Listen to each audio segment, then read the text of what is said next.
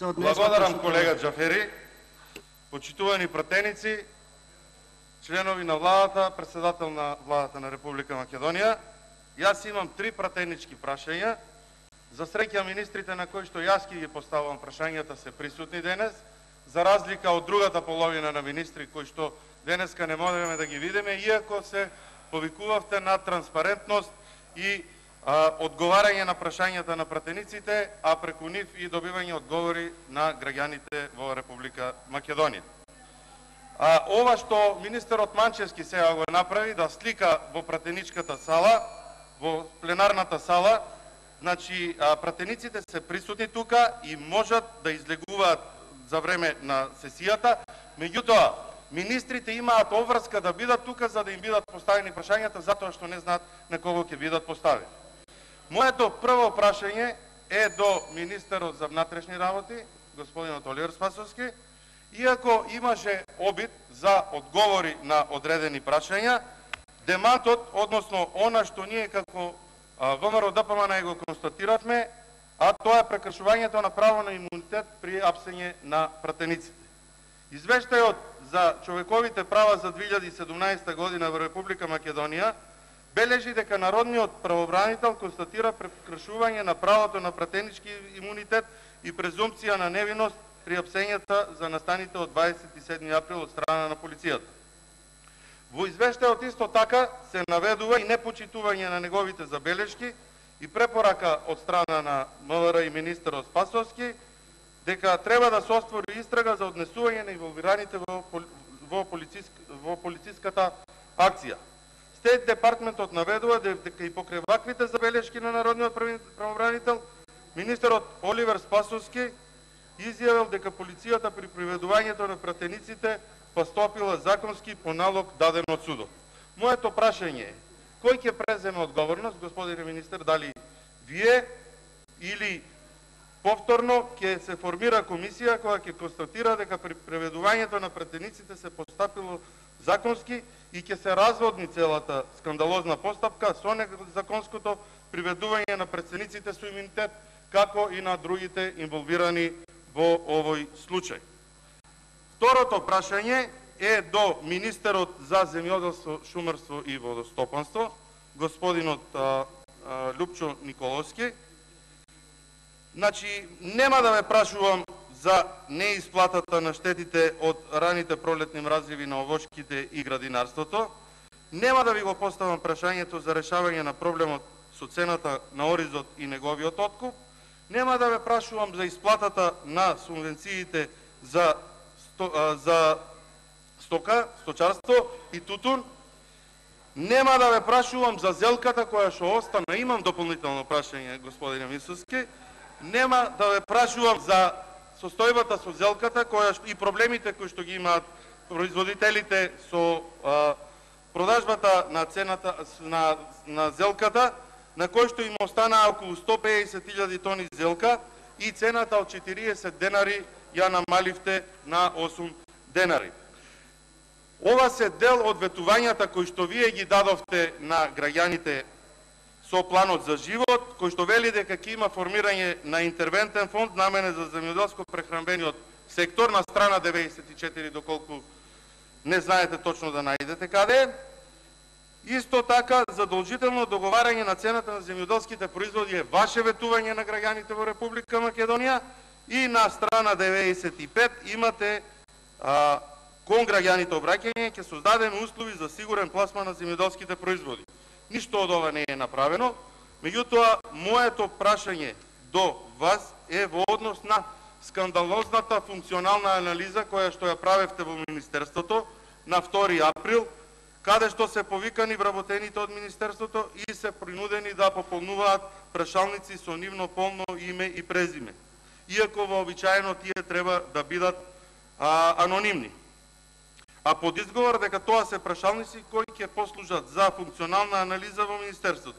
Истите тие се подделени во Министерството на вработените и под директен надзор инсистирано е задолжително да се одговори на сите прашања кои што во најмала рака можат да се карактеризираат како непристојни, а дел од нив се во директна спротивност со Законот за заштита на лични податоци. Прашањето е дали надвор од Законот за администрација и Правилникот за систематизација имате спроведено мобинг анкета во која надвор од сите процедури и закони, каде што во дел од прашањата има да вработените заокружат 4 или 5 колеги без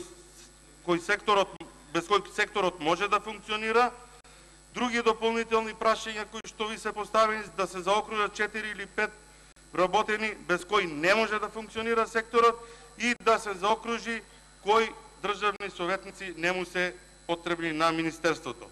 Дополнително на ова е и тоа и она што од лицето Трајчо Ангелов, лице вработено преко Агенција за времени вработувања, отстапено на Министерството за земјоделство и шумарство, како советник во кабинетот, без статус на државен службеник, ја врши целата оваа постапка. Третото прашање е до председателот на Владата на Република Македонија.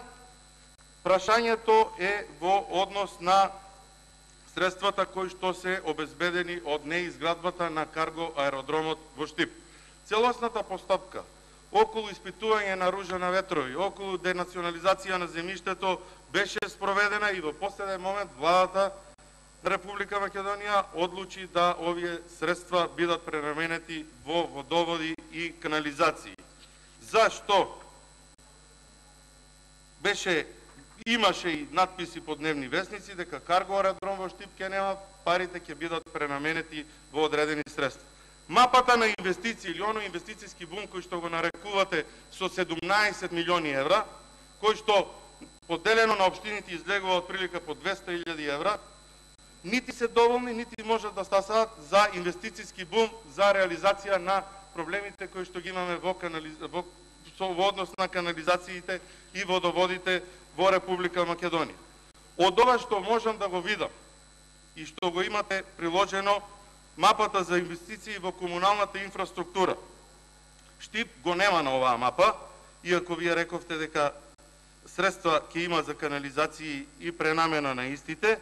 Гледам дека од овие средства 548 милиони и 600 илјади се пренаменети за Струмица.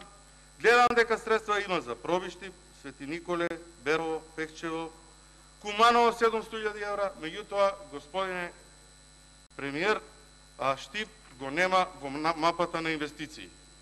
Настрана од тоа што во одреден период беше закочена работата околу автопатот Штип-Миладиновци, за кој што се повикувавте дека има огромни проблеми, па на крајот излезе дека треба да се направи денационализација на две ниви и за да продолжи целата работа, согласно она што ни го кажа министерот за транспорт Сугарески.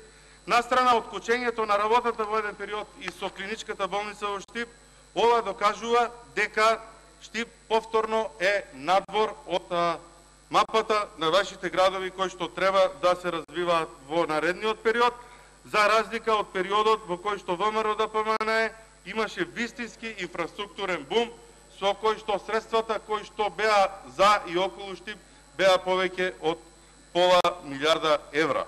Ова е доказ за граѓаните на Штип дека сето она што беше ветувано во изминатиот период е далеку од реализација и дека сето она кое што беше кажано наменски во предизборниот период за да се добие поен плюс од страна на граѓаните. Ви благодарам.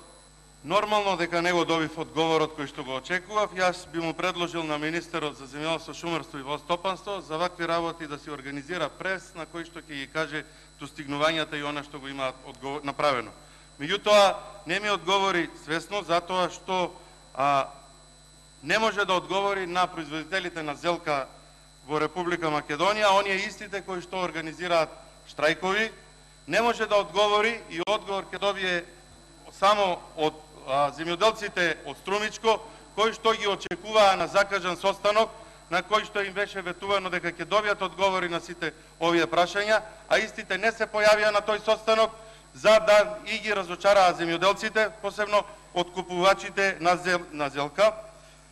А во прашањата кои што не ви ги поставив, а на кои што дававте одговор, не ги спомнавте оризарите, затоа што таму немате завршено, таму се уште не е решен проблемот и истото прашање кое што лани граѓаните ви го поставуваа при вашата посета во Кочани на денот на Оризот ќе ви биде поставено и оваа година. Со таа разлика со што сега нема да имате можност да се вадите на претходната влада и да викате дека проблемите биле од тогаш. Вие сте веќе подолг временски период министер за земјоделство, вие ветувавте на граѓаните и граѓаните очекуваат реализација на истото. Во вашиот одговор рековте се фаќате за функционалната анализа и тоа е нешто што треба да се спроведе. И до тука ние немаме проблем со целата функционална анализа. Проблемот кој што е настанат е со податоците во кој што барате во прашалникот да не биде анонимен.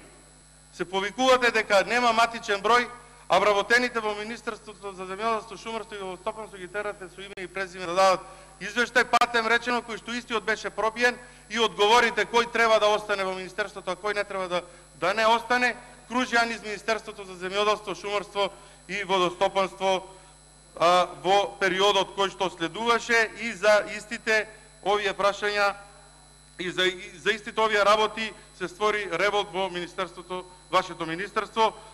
Тоа дојде до нас и од таа причина јас како пратеник сакам да го поставам прашањето на кое што вие не дадовте одговор.